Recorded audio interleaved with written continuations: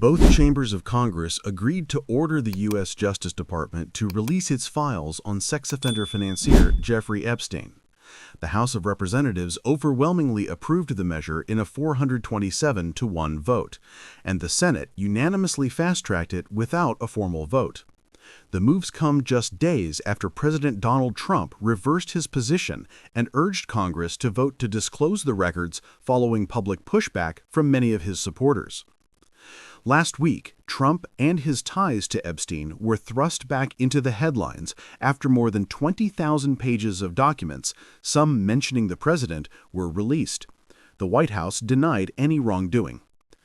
Republican Clay Higgins of Louisiana was the sole House objector and cited his concern about innocent people being hurt with the release of the information.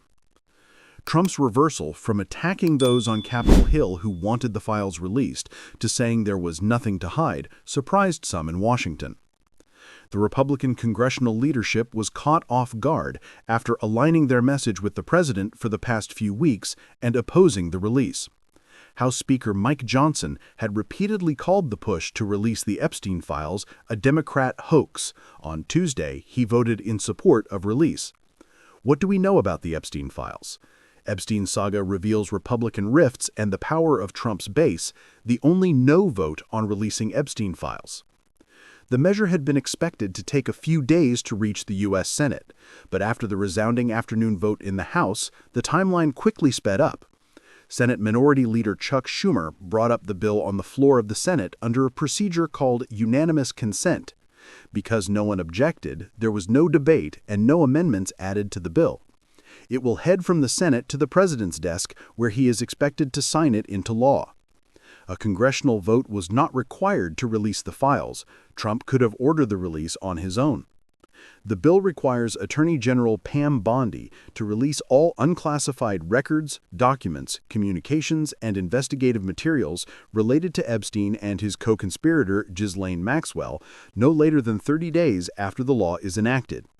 Those materials include internal Justice Department communications, flight logs, and people and entities connected to Epstein. But the bill also gives Bondi the power to withhold information that would jeopardize any active federal investigation or identifies any victims.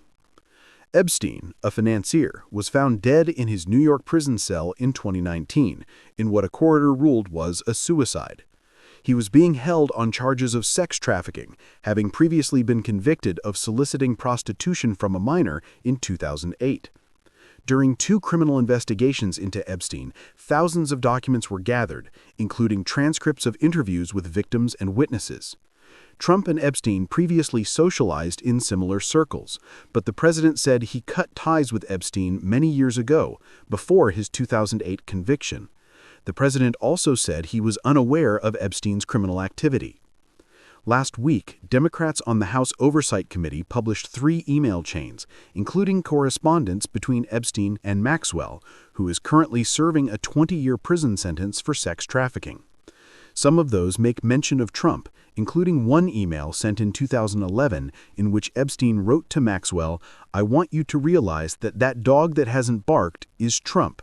Victim spent hours at my house with him." The White House said last week that the victim referenced in the email was prominent Epstein accuser Virginia Giuffre.